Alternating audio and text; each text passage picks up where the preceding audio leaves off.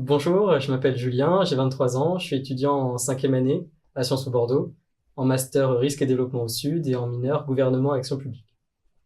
Et moi, du coup, je suis Solène, je suis dans la même majeure. Par contre, je suis en mineur coopération internationale et développement. Et ça fait 5 ans que je suis à Sciences Po Bordeaux.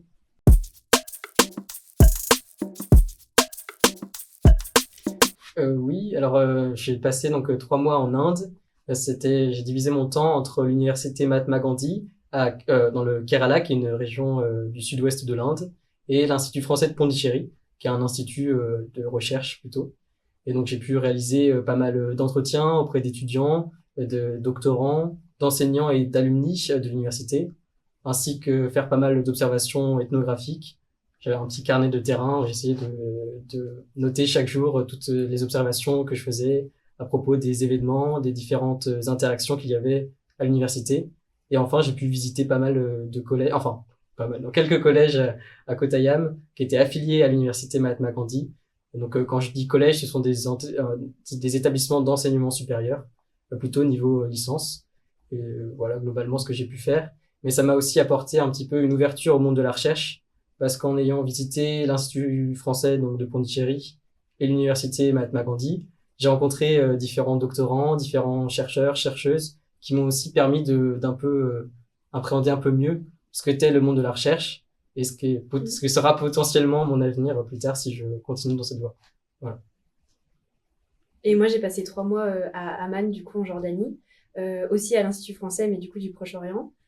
Donc, qui est une antenne du CNRS, un Mm. émifre, comme on appelle ça. Et pareil, en fait, j'ai pu vraiment rencontrer plein de chercheurs, plein de chercheuses, les doctorants et doctorantes qui étaient là-bas aussi. Et j'ai pu aussi assister à un long séminaire sur la question de la mémoire des réfugiés. Et donc moi, ça se connecte directement à mon sujet de mémoire. Et ensuite, pour ce qui est du terrain en lui-même, moi, j'ai rencontré plusieurs personnes qui travaillent au sein des ONG internationales en Jordanie. Et aussi, j'ai mené des entretiens au sein des ministères. Euh, et donc, moi, ça m'a beaucoup plu. Et pareil, ça m'a permis de mettre vraiment... Enfin, c'était vraiment pour moi ma première vraie expérience de recherche. Et bon, je venais un peu avec des doutes sur le fait de pouvoir ou pas continuer en thèse, mais je pense que c'est quelque chose que j'aimerais vraiment bien continuer parce que j'ai vraiment apprécié l'expérience, on va dire.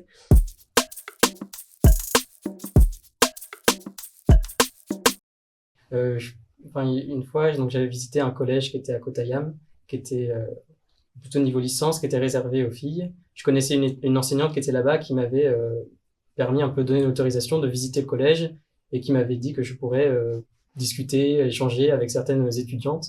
Donc c'est un petit peu l'idée que je m'étais faite avant de venir.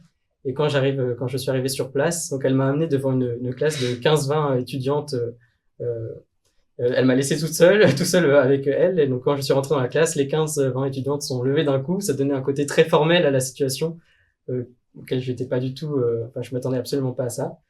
Puis finalement, ça s'est très bien passé. Donc pendant 1 heure, on a pu échanger d'un peu tout, discuter de leur vie dans ce collège, et puis des différentes choses qu'elles faisaient, de leur vie, leur expérience. C'était hyper enrichissant, mais voilà. Mais c'est un petit peu tout cela aussi dans la recherche, c'est qu'on peut prévoir, essayer de prévoir en tout Mm. cas autant qu'on peut. Mais il y Mm. aura toujours des inattendus. Je pense un petit peu ce qu'on avait vu avec les gaffes ethnographiques Ouais. que disait Anne-Marie Guillemeno. Et toutes ces petites situations inattendues, elles sont aussi productrices de sens et voilà, c'est ça Mm. qui fait la beauté de la recherche. Moi, je dirais pas que c'était une gaffe, mais c'était juste les situations Mm. d'entretien qui m'ont un peu surprise parfois, notamment quand il fallait que j'aille dans les ministères. En fait, j'ai mené un entretien à l'ambassade de France, donc c'est une ambassade, donc c'est très gardé, très sécurisé. Il faut déposer son téléphone, il faut bien montrer qui on est, on dépose son passeport, sa carte d'identité, etc. Et après, j'ai eu des entretiens dans les ministères, dans plusieurs ministères jordaniens, et vraiment, c'était...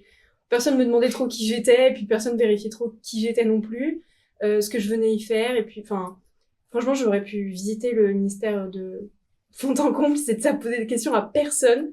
Juste, les gens étaient un peu suspicieux quand ils me prenaient dans le couloir, parce que j'attendais devant des portes fermées, mais sinon, personne n'a vérifié mon sac alors que je sonnais au portique de sécurité. C'était donc ouais, c'était là plutôt la différence entre ambassade de France très gardée, très sécurisée, et puis bah les ministères jordaniens où les gens étaient en mode bah vas-y, pas de souci. Voilà, moi c'est plutôt ça qui m'a surprise, on va dire.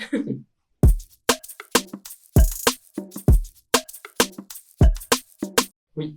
Donc, mon mémoire, il se concentre sur l'université pour essayer d'appréhender comment se superpose la vie académique, la vie privée et la vie politique sur un espace particulier qui est l'université.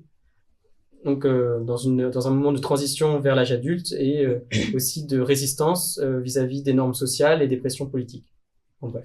Ça s'inscrit donc d'une part d'un côté de sociologie de la jeunesse, mais aussi de la science politique. Il y a aussi des questions d'identité qui reviennent au centre. Enfin, le Kerala, c'est une région qui est souvent présentée comme, enfin, on entend souvent le modèle de développement du Kerala, qui a des indicateurs de développement un peu plus élevés que le reste de l'Inde, mais il y a encore certaines ambiguïtés.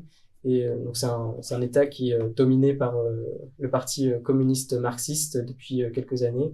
Il y a souvent une alternance au pouvoir, mais depuis au moins 10 ans, c'est donc ce parti-là qui est au pouvoir. Et dans les universités, c'est une organisation étudiante qui domine, le SFI, qui est un peu la branche étudiante de ce parti communiste marxiste. Et donc, il contrôle un petit peu toute la vie à l'université, même donc que ça aille des programmes qui sont organisés, mais aussi des admissions dans les hôtels, enfin tout un tas de choses. Donc c'est aussi ça qui est intéressant, surtout quand on voit la place de l'enseignement supérieur dans la politique du Premier ministre indien Narendra Modi, qui a lancé une nouvelle politique de l'éducation et qui veut justement un petit peu reprendre contrôle de tout ça. Donc il y a tous ces enjeux qui se mêlent un petit peu dans le mémoire. Moi, du coup, je travaille sur les ONG internationales en Jordanie et du coup, les ONG qui interviennent pour les réfugiés syriens. Et dans le cadre de la Jordanie, il a été théorisé en fait que c'est un État qui est dit rentier des réfugiés, c'est-à-dire qu'il va mettre en avant les réfugiés syriens pour avoir toujours plus d'aide de la communauté internationale. Et moi, du coup, ici, j'étudie la place des ONG du coup dans cette stratégie de rente et aussi sur la relation que ça implique avec l'État. Et donc là, du coup, je fais plutôt appel à des questions, enfin à de la sociologie de l'aide, sociologie des ONG également. Et puis aussi, je m'intéresse beaucoup au fonctionnement du régime politique jordanien.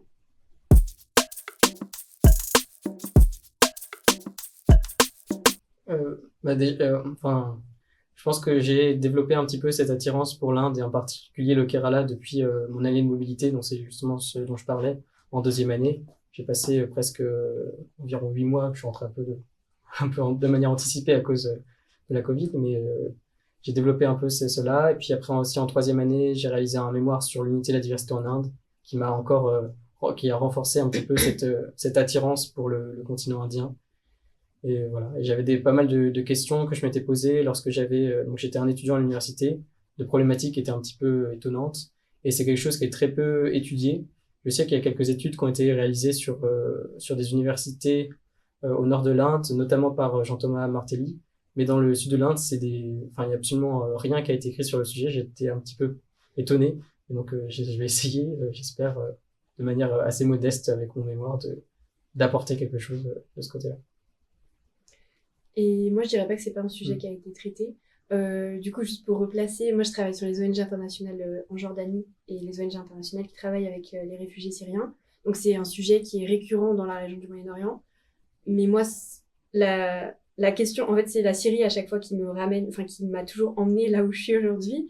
J'ai postulé à Sciences Po Bordeaux. À l'origine, c'était pour être journaliste parce que j'étais un peu révoltée par ce qui se passait, enfin, par la révolution syrienne et par on va dire la violence des combats, etc. J'ai beaucoup évolué, j'ai mûri, j'ai fait mûrir cette question-là, mais par contre, il y a toujours la question de la Syrie qui reste un peu au centre de ce qui me guide à chaque fois.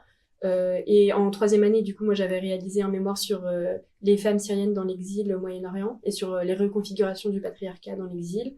Et ensuite, là, en cinquième année, pour moi, enfin, j'avais vraiment cette envie de retourner un peu vers la recherche, parce qu'en quatrième année, j'avais pas choisi le mémoire. Et justement, j'ai été conseillée par un prof pour repartir en mémoire, parce que vraiment, ça me plaisait, que ça me manquait. Et du coup, j'ai voulu travailler sur les ONG internationales, parce que à l'origine, mon master, c'était parce que je savais pas trop encore si je voulais vraiment continuer dans la recherche à 100%, ou alors est-ce que je choisissais de me travailler uniquement dans les ONG internationales. J'avais vraiment ces deux parties-là, je savais pas trop.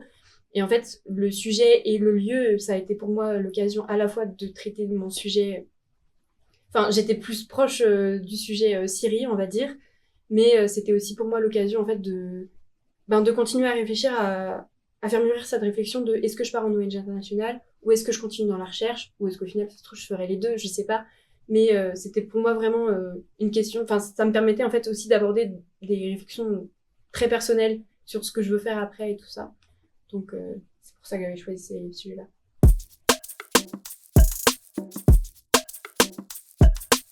Donc c'est aussi cette possibilité qui est donnée par le master risque et développement au Sud de pouvoir faire en 4e année un risque pays, en 5e année un mémoire, ou en 4e année un mémoire et en 5e année un risque projet. Donc c'est assez intéressant. Et moi du coup c'est toujours dans la même majeure du coup risque et développement au Sud, mais du coup dans la mineure coopération internationale et développement. Et donc moi il m'a été donné l'opportunité plutôt de faire un mémoire et de réaliser un terrain. Pour moi vraiment c'est quelque chose qui est super important parce que ça me permet de voir un peu après ce que je veux faire de ma vie en fait. Donc moi ça me permet de me donner une première expérience mais sans prendre trop de risques parce que ça reste dans le cadre d'une validation de master, donc c'est pas comme si c'est pas une thèse, je veux dire si je on va dire c'est pas si je valide pas, mais on va dire si j'apporte pas quelque chose à la connaissance et que c'est pas non plus un enjeu si grand que ça, même si enfin je pense que tous les deux on a vraiment à cœur de pouvoir produire une recherche qui est pertinente et construite en tout cas.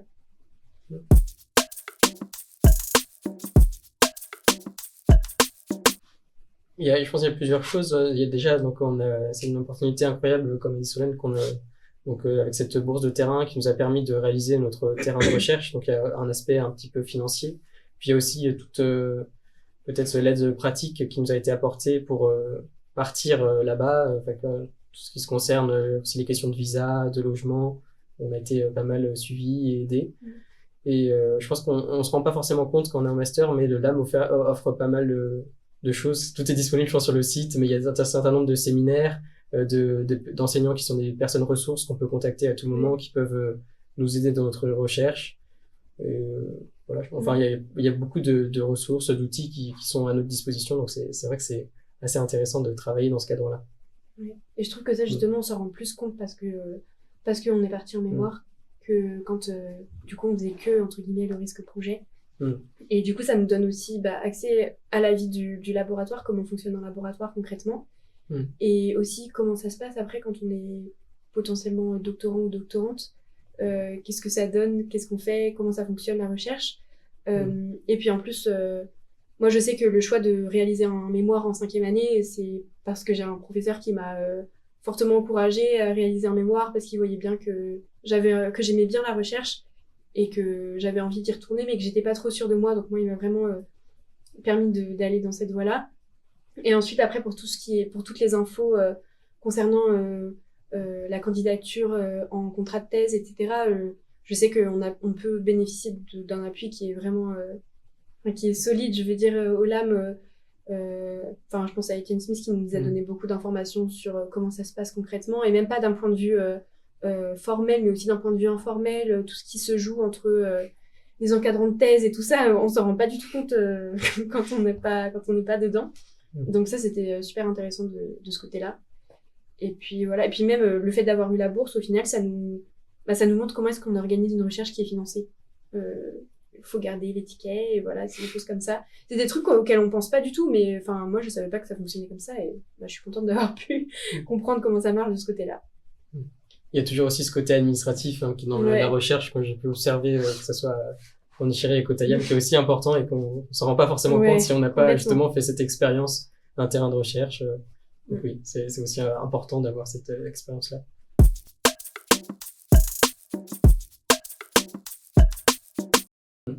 Donc cette année, je vais prendre des cours d'INTI et je vais essayer de postuler en mai-juin prochain à l'école doctorale, l'ESP2, qui doit être Société politique et santé publique.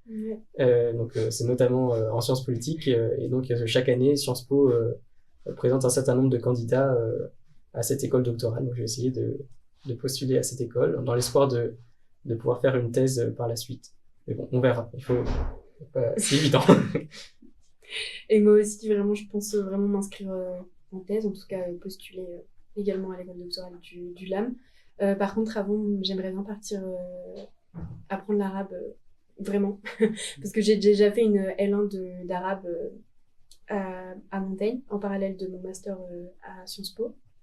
Mais j'aimerais vraiment prendre vraiment un temps pour faire que ça. Et en même temps, du coup, en parallèle, préparer un dossier pour candidater. Et donc là, j'aimerais bien, pour ce qui concerne l'arabe, j'aimerais bien partir, soit je repars en Jordanie à l'IFPO, soit je pars à Beyrouth, également à l'IFPO, soit je pars au Caire au DEAC.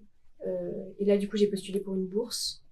Puis on verra les résultats. Et sinon, j'ai postulé pour un autre master, mais c'est toujours dans la même optique de préparation de candidature de thèse.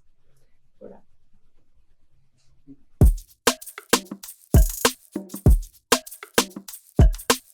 Si vous aimez bien la recherche, je pense qu'il ne faut pas avoir trop peur de se projeter en tant que doctorante, parce que c'est quelque chose qui nous est accessible quand même, et surtout qu'on est encadré, et il faut aussi croire en ses capacités, concrètement. Mais il y a aussi... je pense qu'il faut vraiment oser, et que si c'est vraiment quelque chose qui nous plaît, oui, ça peut faire peur, parce que la vie du doctorant, elle est pas linéaire, on va dire, et que c'est pas toujours simple. Mais je pense que si on aime vraiment bien la recherche, c'est pas qu'il faut pas hésiter, mais il faut vraiment concevoir, postuler en thèse en tout cas. Et concrètement, concernant le terrain de recherche, moi c'est pour ça je trouve que faire un terrain de recherche en master 2, pardon, c'est pas qu'il n'y a pas d'enjeu, c'est ce que je disais tout à l'heure, c'est pas qu'il n'y a pas d'enjeu, mais c'est quand même moins grave d'essayer et de se rendre compte que finalement, là, pour un mémoire de Master 2, ça nous a plu, mais qu'on ne se voit pas faire ça pendant 3, 4, 5 ans, que plutôt se retrouver en thèse de 3, 4, 5 ans et au final se rendre compte que non, c'est pas pour nous et qu'en fait, ça nous plaît pas, et voilà. Après, tout n'est pas rose, mais c'est pas grave. Oui. Voilà. Oui, on a une belle opportunité pour découvrir le monde de la recherche dans ce cadre de Master 2, mais justement, il n'y a pas beaucoup d'engagement par rapport à ça, et c'est ça qui est aussi intéressant. Faut trouver. C'est aussi, je conseillerais de peut-être se rapprocher, comme nous on l'a fait, des différents instituts français de recherche à l'étranger, si vous voulez faire des terrains à l'étranger, ce qui n'est pas du tout une obligation. On peut très bien faire des terrains en France. On a des amis qui les ont fait, c'est aussi très intéressant.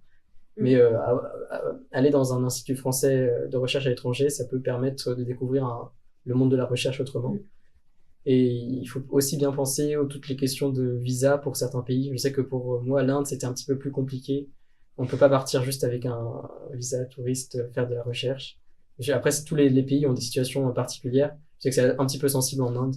J'ai la chance d'être parti avec un visa étudiant parce que j'avais cet échange avec l'université.